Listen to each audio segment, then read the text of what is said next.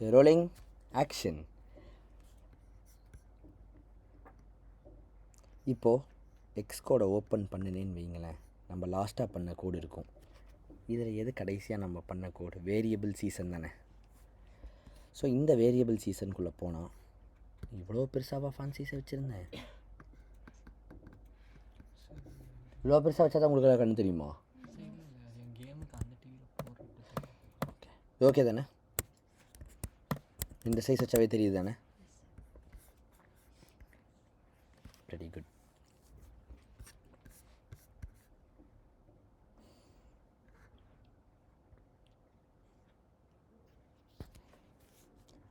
Okay, நம்ம last கொஷனில் என்ன பண்ணியிருந்தோன்னா, அரேக்கு ஒரு சின்ன இன்ட்ரோ கொடுத்துருந்தேன், ஞாபகம் இருக்கா?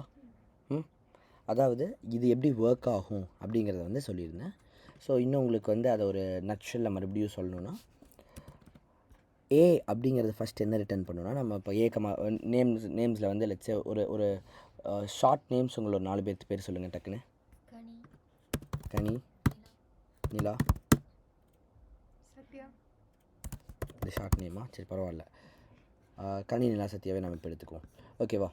கனி, நிலா, சத்யான்னு நான் எடுத்துக்கிட்டேன்னா, ஏ வந்து கனி, நிலா, சத்யாங்கிறது ரிட்டர்ன் பண்ணும். அப்போ இது வந்து கனி, நிலா, சத்யாங்கிறது இங்கே வந்துடும். ஞாபகம் இருக்கா? இப்போ இந்த கனி, நிலா, சத்யாவில் என்ன நடக்கும்னா, இது டாட் ஸ்பிளிட் ஆஃப் கமானோனையே இது என்ன ரிட்டர்ன் பண்ணுன்னா, கமாவை வச்சு இதை பிரிச்சிடும். அப்போது இதை வந்து கனி, கமா நிலா, கமா சத்யா இப்படி பிரிச்சிடும். புரிஞ்சுதா?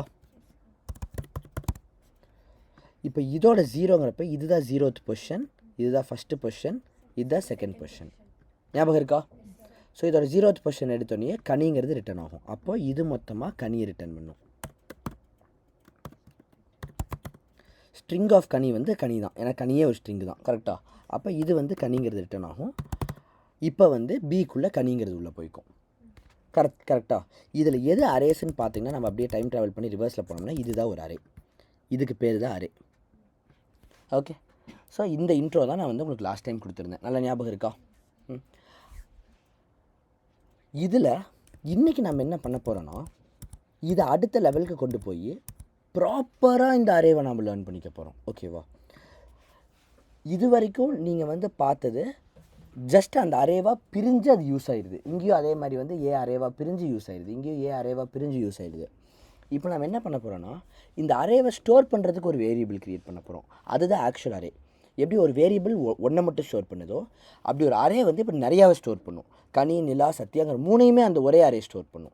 So this is clearly little bit more powerful. ஓகேவா?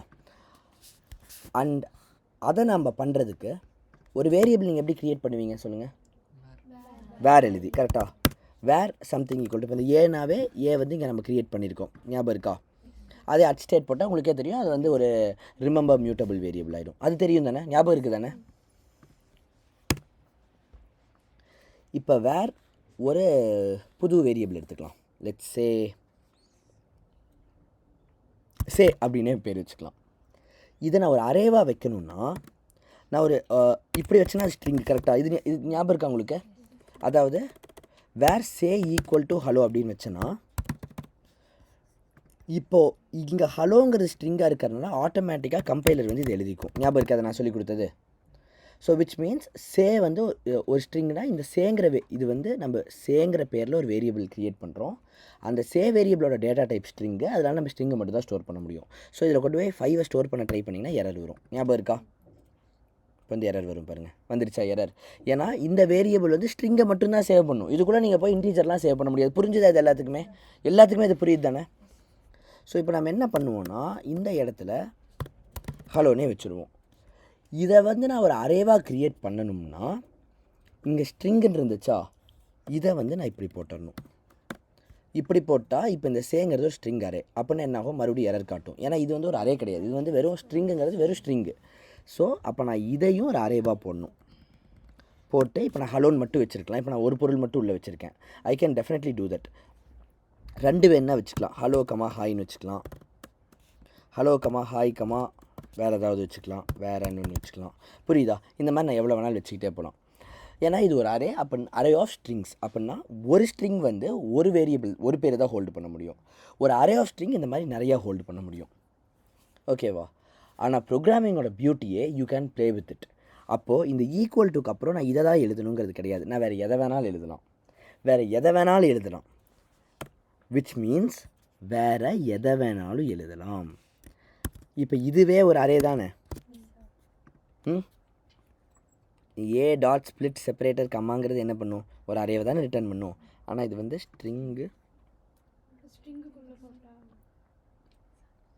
ஸ்ட்ரிங்குக்குள்ளே போடணும் அவ்வளோதானே. இல்லையே, ஸ்ட்ரிங்குக்குள்ளே போட்டால் மொத்தமாக ஸ்ட்ரிங்காக தான் ரிட்டர்ன் ஆகும். இல்லை, value of type string dot சப்ஸ்ட்ரிங்குன்னு இருக்குது. இது வந்து அரே ஆஃப் சப்ஸ்ட்ரிங்காக இருக்குது. டசன்ட் மேட்டர், டோன்ட் வரி.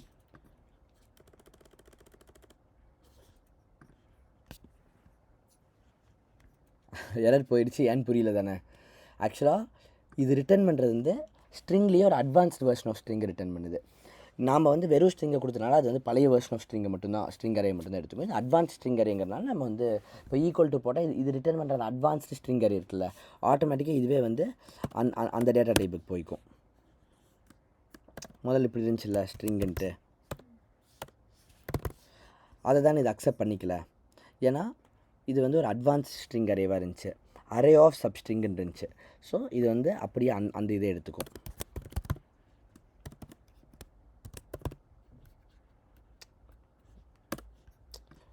ஸோ இது உங்களுக்கு என்ன, இது ஏன் இப்படி எழுதுகிறோம், இதெல்லாம் புரியலை தானே, கொஞ்சம் குழப்பது இல்லை. அந்த கன்ஃபியூஷன் உங்களுக்கு இப்போதைக்கு வேணாம் அப்படின்ட்டு நான் இதை எடுத்து விட்டேன். ஓகேவா? ஸோ இப்போ நான் சொன்னதை வந்து நீங்கள் மறந்துடுங்க, அது உங்களுக்கு தேவையில்லை. அது வந்து ஒரு அட்வான்ஸ் வெர்ஷன் ஆஃப் ஸ்ட்ரிங், அவ்வளோதான். நீங்கள் அதை யூஸ் பண்ணணும் எந்த நீடுமே இல்லை, அதுக்கு இதுவே யூஸ் பண்ணலாம். அதில் வந்து உங்களுக்கு இன்னும் கொஞ்சம் எக்ஸ்ட்ரா ஃபங்க்ஷன்ஸ் எல்லாம் கிடைக்கும். அது இப்போ உங்களுக்கு தேவையும் இல்லை. தேவைப்படுறப்ப வந்து உங்களுக்கு இது ஆட்டோமேட்டிக்காக புரிஞ்சிடும். ஓ இதுதானா, இதுக்கு பதிலாக இப்படி போட்டால் இதை யூஸ் பண்ணிக்கலாமான்னு அது புரிஞ்சிடும். So just don't get confused with that.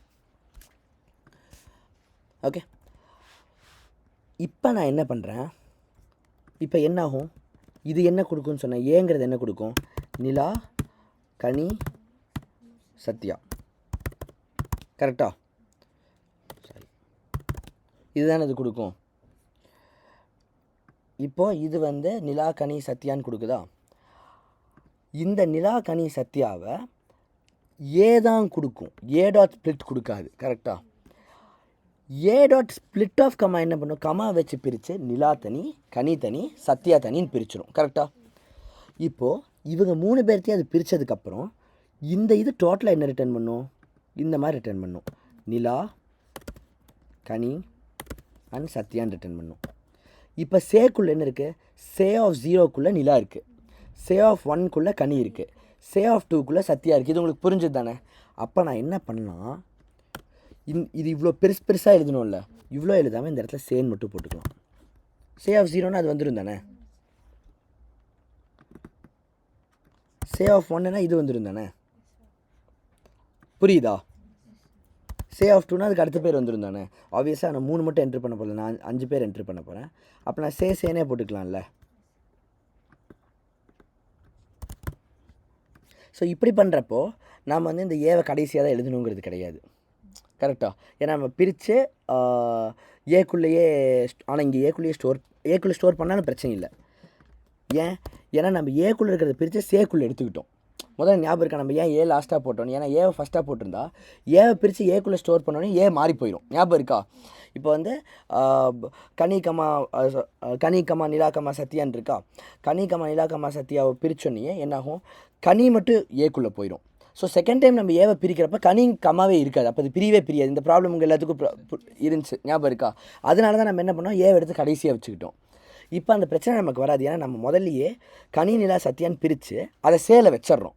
இப்போ ஏ மாறினாலும் சே மாறாது, கரெக்டாக? சேக்குள்ளே அதே தான் இருக்க போகுது. அப்போ நம்ம சேவை எடுத்து பிரித்து யூஸ் பண்ணிட்டு வந்துகிட்டே இருக்கலாம், நமக்கு ஒரு பிரச்சனை இருக்காது.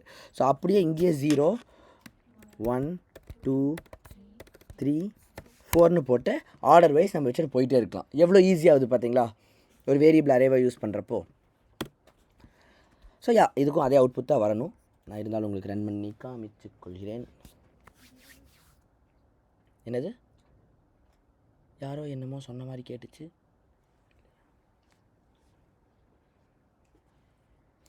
வேரியபிள் சேவ் வாஸ் நெவர் மியூட்டடா, அது பரவாயில்ல. அதை வந்து லெட்டுன்னு வச்சுக்கலான்னு சொல்லுது. நம்ம இந்த சே மாற்றவே இல்லைல்ல, ஸோ வேருக்கு பதிலாக லெட் வச்சுக்கலாம். இது வந்து நீங்கள் ப்ராக்டிஸ் பண்ணுறது நல்லது தான்.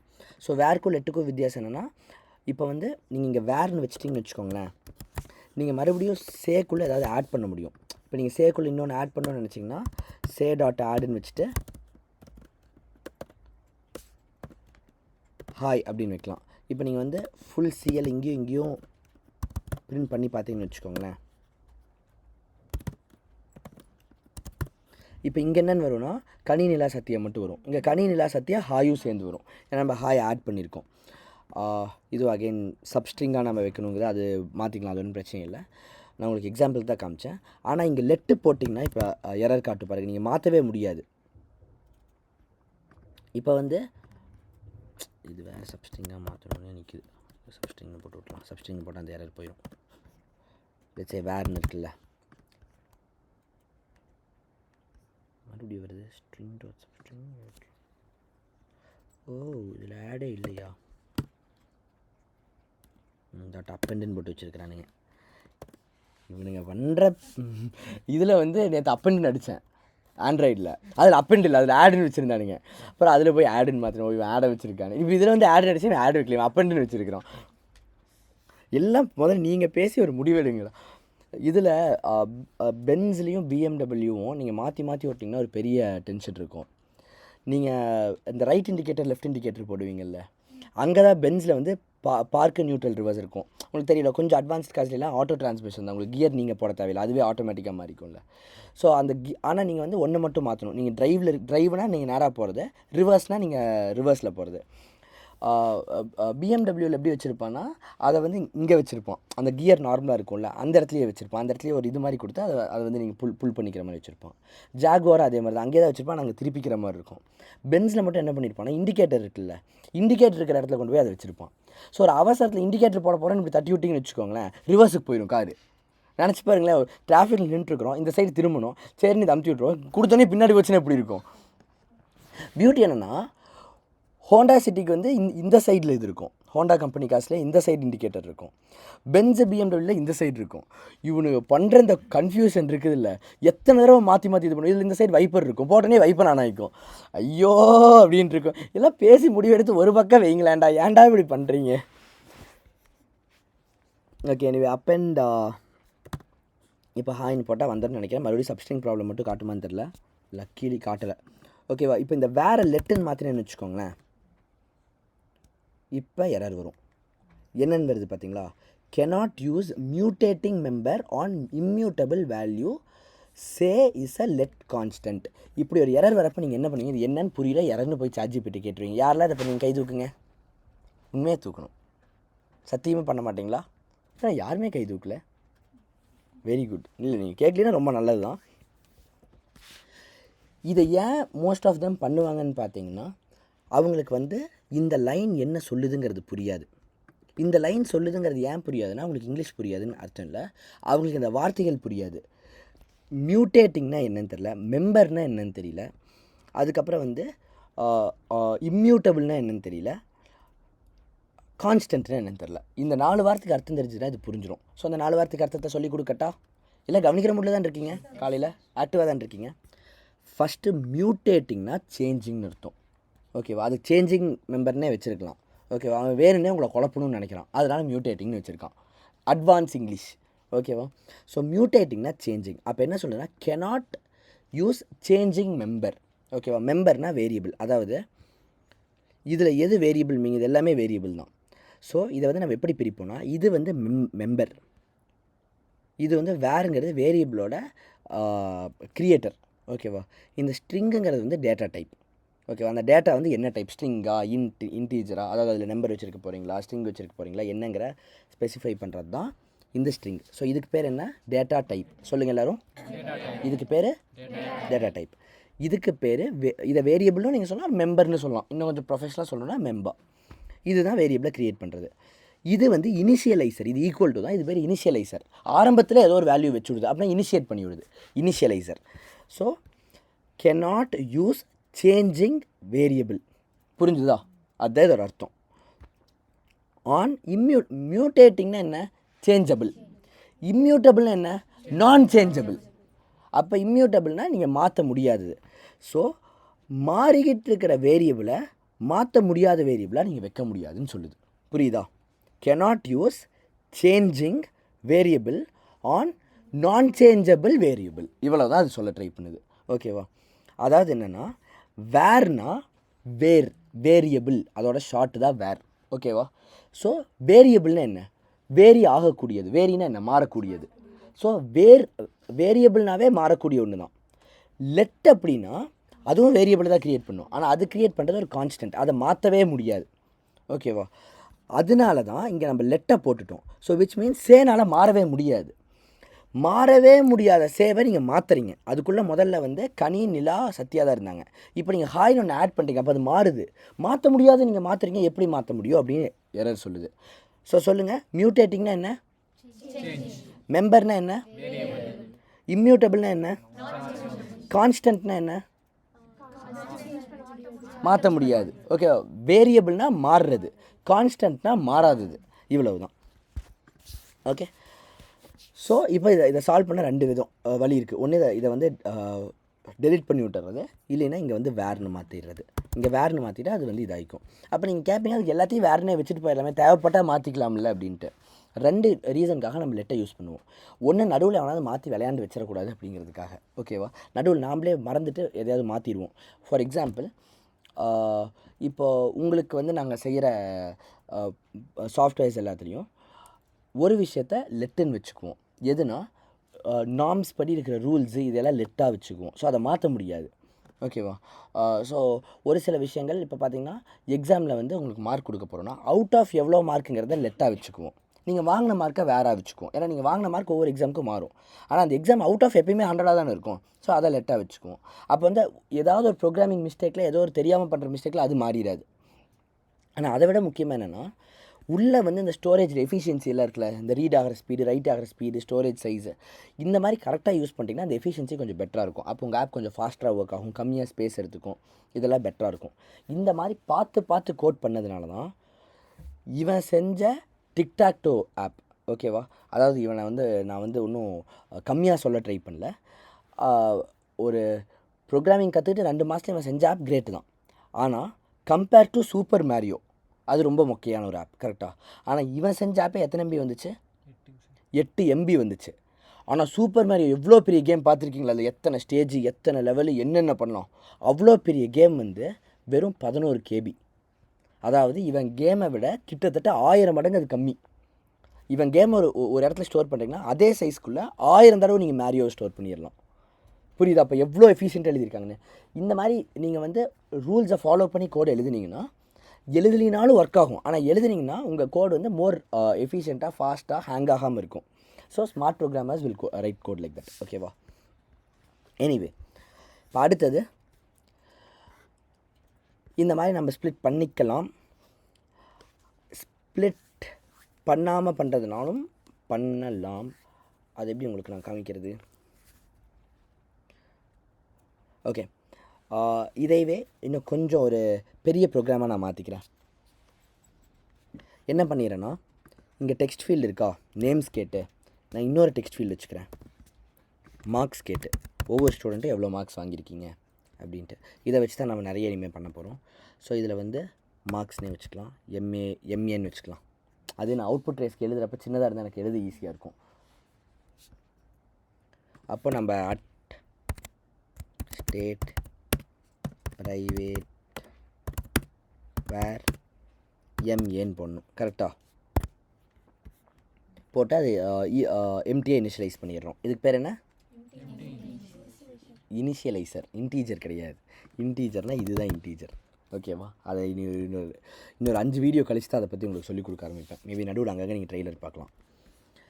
ஓகே, இப்போ நான் என்ன செய்கிறேன்னா, எப்படி இதுக்குள்ளே வாங்கி மார்க் எல்லாத்தையும் வச்சணும், அதே மாதிரி இப்போ வேர் எம்ஏஆர் அப்படின்னு இன்னொரு அரே க்ரியேட் பண்ணி அதுக்குள்ளே MA.split of கமாண்ட் போட போகிறேன். அப்போ என்ன ஆகும்? நான் ஃபஸ்ட்டு நேம்ஸ் எல்லாம் கொடுத்துருவேன், அப்புறம் மார்க்ஸ் எல்லாம் கொடுத்துருவேன். இப்போது நான் பட்டனை கிளிக் பண்ணோன்னே எனக்கு என்ன தெரியுமா ஆகணும்? நான் இப்படி கொடுத்துருவேன். Kavya comma Umesh comma Sahana. அடுத்த பாக்ஸில் வந்து 10 கமா 20 கமா 30. இப்போ நான் பட்டனை கிளிக் பண்ணேன், எனக்கு எப்படி தெரியுமா வரணும்? Kavya got 10 marks, Umesh got 20 marks, Sahana got 30 மார்க்ஸ்னு வரணும். எழுதலாமா? ஒரு மாதிரி நல்லா இருக்குல்ல? ஸோ இதை பண்ணி முடித்ததுக்கப்புறம் நான் என்ன பண்ணிக்கிறேன், மார்க்ஸை இதுக்குள்ளே வச்சாச்சு. ஸோ இங்கே என்ன பண்ணுமோ அதே மாதிரி தான் நம்ம ஆக்சுவலி இந்த ஏபிசிடியே தேவை இல்லை டெக்னிக்கலி, இருந்தாலும் இது இருக்கட்டும். இந்த இடத்துல எப்படி யூஸ் பண்ணலான்னு நான் உங்களுக்கு சொல்லிக் கொடுக்க ட்ரை பண்ணிகிட்ருக்கேன். ஏ தான் பேர், கரெக்டாக? ஃபஸ்ட் பர்சனோட பேர் ப்ளஸ் காட். இப்போது எம்ஏஆர் ஆஃப் 0க்குள்ளேன்னு இருக்கும், முதல் பர்சன் வாங்கின மார்க் இருக்கும், கரெக்டாக? இப்படியும் வச்சுக்கலாம்.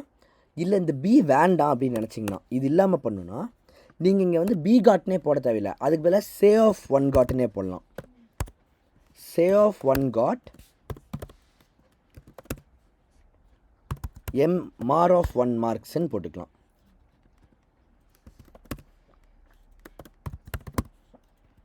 இதில் ஒரு ஸ்பேஸ் விட்டுக்கலாம், ஏன்னா காட்டுக்கு பக்கத்தில் நீங்கள் ஸ்பேஸ் விட்டால் தானே ஸ்பேஸ் விடும்.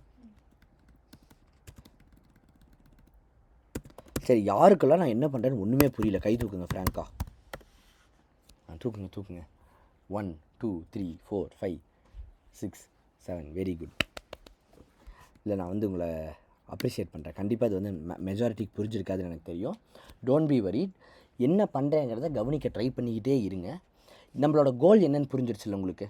இது புரியலையே தவிர நான் வந்து கமா இப்படி பேரை கொடுத்தோன்னே இது வரணும்னு புரிஞ்சிருச்சுல்ல?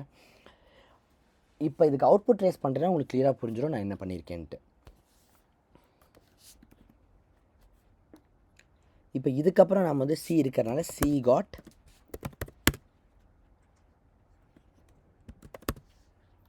MAR of 2 marks.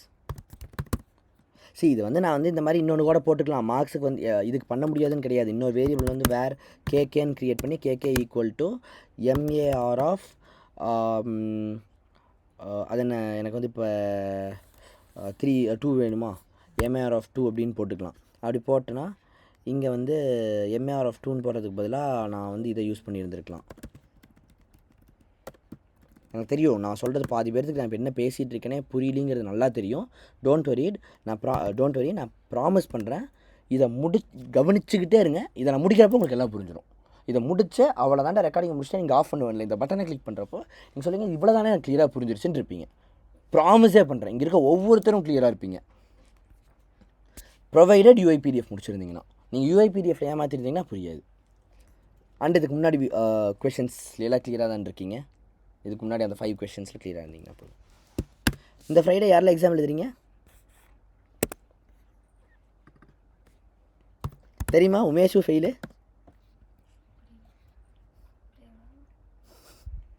அவனும் ஃபெயில் தான். அந்த ஸ்ட்ரிங் போடணுமா போடக்கூடாதுங்க sir? A equal to string எங்கே இதுவா? ஆமாங்க சார், இந்த ஸ்ட்ரிங் முக்கியமான வார்த்தைங்க சார். ஆக்சுவலாடா இது வந்து என்னென்னா ஸ்ட்ரிங்லேயே வந்து கேரு சப்ஸ்ட்ரிங் அப்படி நிறைய இருக்குது. இன்னொரு 3 வீடியோ கழிச்சு அதை நான் ஏன் எக்ஸ்பிளைன் பண்ணிடுவேன். அது வரைக்கும் வெயிட் பண்ணேன். நீ கேட்குறது மற்ற எல்லாத்தையுமே குழப்பி விடும். அதை நான் சொல்கிறப்ப நல்லாயிருக்கும். ஒரு உண்மையை சொல்லட்டா? இதுக்கு பேர் டேட்டா டைப் தானே. என்னென்ன டேட்டா டைப் இருக்குது? இன்ட் இருக்கா, ஃப்ளோட்டு, கேரு, ஸ்ட்ரிங்கு. அப்படி ஸ்ட்ரிங்குன்னு ஒரு டேட்டா டைப்பே கிடையாது. நீங்கள் கற்றுக்கிட்டு இருக்கிறதெல்லாம் ஃபேக்கு. இன்னும் கொஞ்சம் இடத்துல எல்லாம் பொய்ன்னு உங்களுக்கு புரிஞ்சிடும். கவனிச்சுக்கிட்டே இருங்க, அப்போ தான் இது புரியும். கற்றுக்கிற மூடே போயிடுச்சுடா, இதை ஏன்டா சொன்னீங்க அப்படி தான் இருக்குது. ஆனால் நல்லாயிருக்கும் தெரிஞ்சுக்கிறப்போ. ஸ்ட்ரிங்குன்னு ஒன்று இல்லவே இல்லை. ஆனால் நீங்கள் இருக்குன்னு நம்பலாம். சத்தியமான உண்மையை தான் பேசிகிட்டு இருக்கேன். இல்லை கன்ஃபார்மாகவே இல்லை. நீங்கள் இருக்குன்னு நம்புங்க. இல்லாத பல விஷயங்கள் நீங்கள் இருக்குதுன்னு நம்புறீங்கல்ல. நான் எந்த நம்பிக்கைகளுக்குள்ளேயும் வரவில்லை. நான் சொல்வதை யாரும் வேறு அர்த்தத்தில் புரிந்து கொள்ள வேண்டாம்.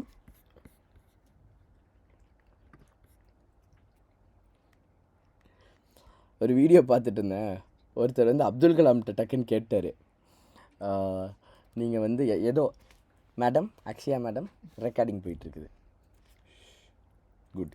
பாரு இப்போ அதை கட் பண்ணணுன்னால என்ன பண்ணுறது, இவளுக்கு கொஞ்சம் கிரெடிட் பாயிண்ட்டை குறைச்சி உங்களுக்கு கொடுத்துருங்க. யார் இது எடிட் பண்ண போகிறீங்களோ அப்போ உனக்கு 2 கிரெடிட் பாயிண்ட் மைனஸ். சரி, நீ தானே கஷ்டப்பட போகிற, பண்ணிக்கோ, நீ பேசிக்கோ. அக்ஷயா மட்டும் பேசுறதுக்கு இல்லை, அக்ஷயா சகானா மட்டும் பேசிக்கலாம். இந்த போர்ஷனில் உட்காந்து கட் பண்ணி ரிமூவ் பண்ணி மறுபடியும் ஆடியோவை எடுத்து அது கூட மேட்ச் பண்ணி 10-15 நிமிஷம் ஆயிரும் இதுக்காக. சரி, ட்ரை பண்ணி பார்த்துடலாமா வந்துடுதான்ட்டு. இப்போ என்ன ட்ரை பண்ணும்? கனி,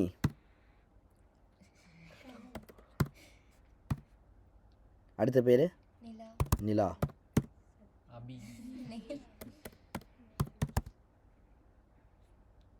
கரெக்டாக தான் வருது.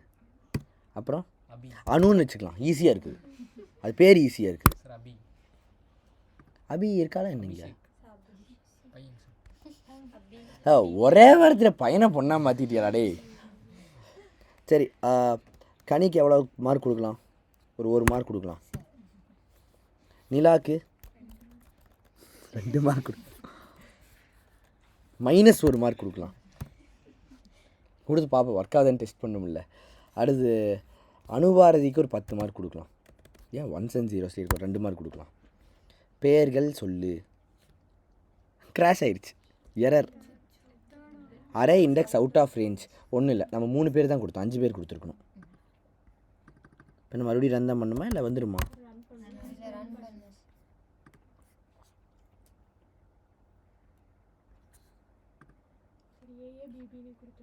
ஏபிசிடின்னு கொடுத்துட்றேன். ஓகேவா? ஏ ஒருத்தரோட பேர், உன் பேர் இனிமேல் ஏ, உன் பேர் பி, உன் பேர் சி, உன் பேர் D. 1 mark 2 mark 3 mark 4 mark. எதுக்கோ 5 கொடுத்துடலாம். 5 கொடுத்துட்டேனா? அது ஏன்னு மாறி இருக்கும், ஏன்னா ஞாபகம் இருக்கா இங்கே போய் ஏவை மாற்றி விட்டோம். ஆனால் இங்கே என்ன வந்திருக்குன்னு பார்த்தீங்களா? A got 1 marks, B got 2 marks, C got 3 marks, D got 4 marks, E got 5 marks. So இங்கே இந்த காட் ஏன் ஒட்டி வந்திருக்குது? ஏன்னா நம்ம இங்கே ஸ்பேஸ் கொடுக்கல. நல்லா இருக்குல்ல கம்ப்யூட்ரு, அறிவே இல்லாமல் இருக்குதுல்ல. அப்படியே சொல்கிறது செய்யுது. இதை விட ஆனால் அறிவில்லாமல் நிறைய பேர் இருக்கிறானுங்க, சொல்கிறத கூட செய்ய மாட்டானுங்க. கம்ப்யூட்டருக்கு IQ 0, யோசிக்கவே முடியாது. இவனுக்கு அதை விட கம்மி ஐக்கியூனா அப்புறம் மைனஸில் இருக்குமா? இவங்களாம் அரிய வகையான என்னது? சே நான் வந்து ஸ்டூடெண்ட்ஸை சொல்ல, அத்தோடு நான் நிறுத்திக்கிறேன். ஐயோ வேறு ஏதாவது இதில் தப்பாக நினச்சிக்குவாங்க. நான் வந்து வேறு பல இடத்துல ஒர்க் பண்ணிகிட்டு இருக்கிறவங்க, அந்த மாதிரி ஐடி கம்பெனிஸில் ஒர்க் பண்ணுறவங்க அவங்கள மீன் பண்ணு. அது எல்லாமே இல்லை, ஒரு சிலர் ப்ராப்பராக பேசிக்ஸ் கற்றுக்காம இது வந்து பிரச்சனை இப்போ எதுக்கு அதை கட் பண்ணிடுமா? கோபிநாத் பாவா அழுதுட்டுருக்கிறாள் அந்த டாகுக்கு பேசிட்டு. இல்லை யோசிச்சு பார்த்தீங்களா அந்த நீயா நானா? யோசிச்சு பாருங்கள், எந்த மனுஷனாக இருந்தாலும் அந்த இடத்துல உண்மையாக ஒரு குழந்தை செத்து போயிருக்குது, கரெக்டாக? குழந்தை செத்ததை போய் ஒரு குழந்தை குறுக்கால வந்து இவங்க கீழே விழுந்ததோட கம்பேர் பண்ணால், நீங்கள் அதில் பார்த்தீங்களா அந்த ஷோ ஃபுல்லாக அவங்க அப்பா எதுவுமே பேசியிருக்க மாட்டார். அந்த ஒரு பையன் இறந்துட்டான்ட்டு அவங்க அப்பா பேசியே இருக்க மாட்டார். இவங்கெல்லாம் சும்மா பேசிட்டு தான் அப்புறம் ஒரு கோவம் வரதானே செய்யும். ஏமா அங்கே வந்து பையனை இழந்துட்டு ஒருத்தர் உட்காந்துருக்கிறாரு நாயினால், நீங்கள் வந்து டாகுக்கு சப்போர்ட் பண்ணி இதை பண்ணிங்கன்னாங்கிற கோவம் இருக்கு வருது. அதுக்கு போட்டு அவரை திட்டிகிட்டு இருந்தா. ஓகே, ஸோ இது வந்து நம்ம நினச்சது வந்துருச்சு, அதான் சொல்லணும்னு நினச்சேன். எனிவே நான் வந்து நேம்ஸும் போட்டு காமிக்கிறேன். கனி, உமேஷ், நிலா, அனு, மெஸ்ஸுன்னு வந்துருச்சா? சரி, அனு, அதுக்கப்புறம் சத்யாவே போட்டுக்குமா? ஆர்த்தரஸா? ஏதோ வியாதி பேர் மாதிரி இருக்குது.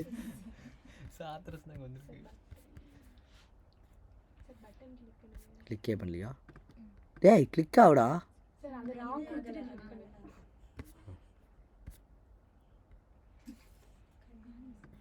ஸ்பேஸ் கொடுத்தனே, ரன் பண்ணலையா? ஓகே வந்துருச்சா?